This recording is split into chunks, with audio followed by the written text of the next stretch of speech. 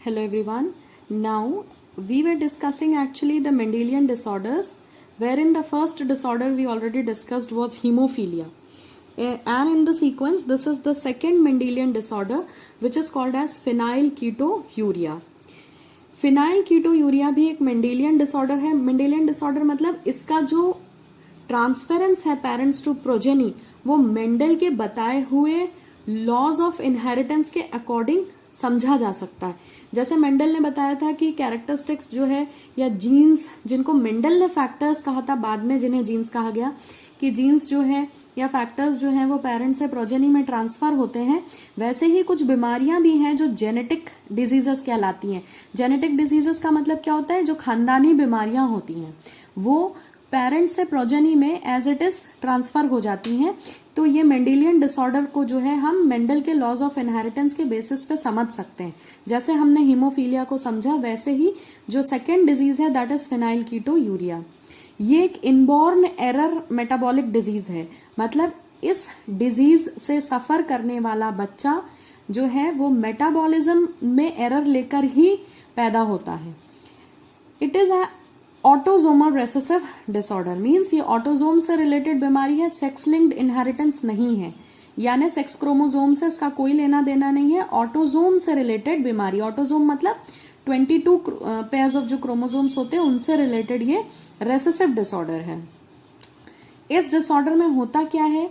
इसमें एक एंजाइम जो है वो बॉडी में नहीं बनता. किसकी बॉडी में? जो पर्सन फिनाइलकीटोयूरिया से सफर कर रहा है उसकी बॉडी में फिनाइल एलेनिन हाइड्रोक्सिलेज ये एंजाइम है. फिनाइल एलेनिन हाइड्रोक्सिलेज ये एंजाइम उस पर्सन की बॉडी में सिंथेसाइज नहीं होता जो फिनाइलकीटोयूरिया से सफर कर रहा है.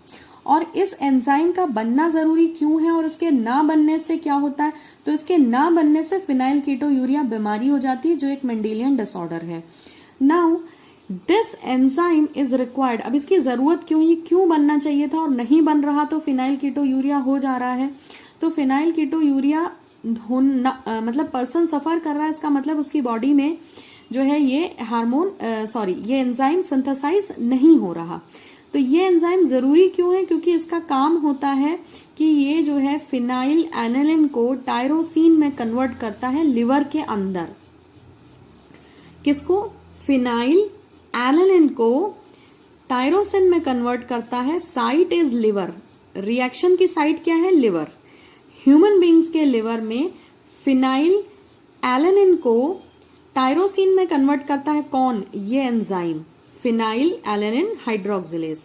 अब आपने कहा कि फिनाइलकीटोयूरिया बीमारी में ये बनेगा ही नहीं एंजाइम.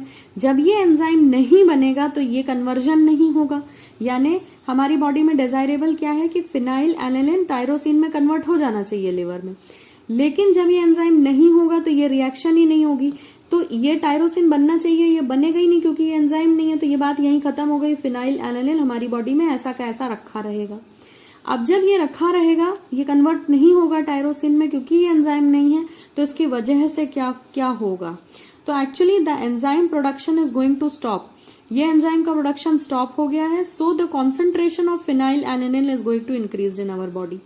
जब ये एंजाइम नहीं है तो मैंने कहा ये रिएक्शन नहीं होगी, यानी ये चीज होगी ही नहीं.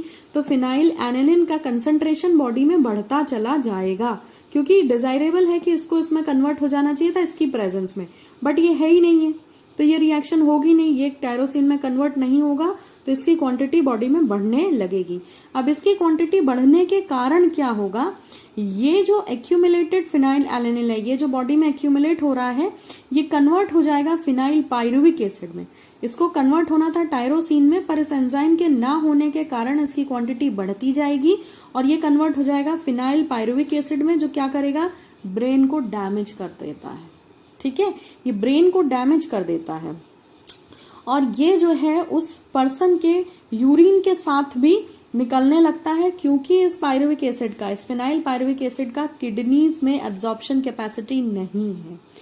इसीलिए इन सारी सिचुएशंस के कारण it hence is a metabolic disorder. तो पर्सन जो इससे सफर कर रहा है उसका मेटाबॉलिज्म बहुत पुअर होगा और ये एक जेनेटिक डिसऑर्डर है. इसीलिए जिस पर्सन को भी ये बीमारी है उसकी आने वाली जनरेशंस भी ये फिनाइल कीटोयूरिया लेकर के ही जो है दुनिया में आती हैं। तो मैं एक बार फिर से समराइज कर देती हूँ क्या हो रहा है। लिवर सेल्स में फिनाइल एनिलिन जो बॉडी में बनता है उसका डिजायरेबल कन्वर्जन है टायरोसिन में in presence of phenylalanine hydroxylase enzyme.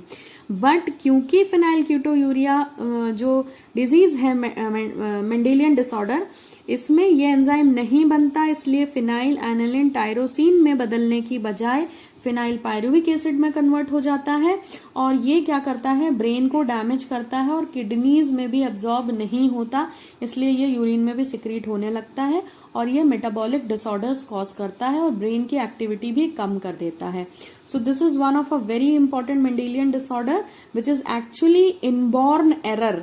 ये जो है इनबॉर्न, पैदा होते के साथ से ही ये मेटाबॉलिक एरर है जो ह्यूमन बींग्स में पाया जाता है and it is a kind of autosomal recessive disorder. So I hope phenylketonuria was clear to everybody. Thank you for watching.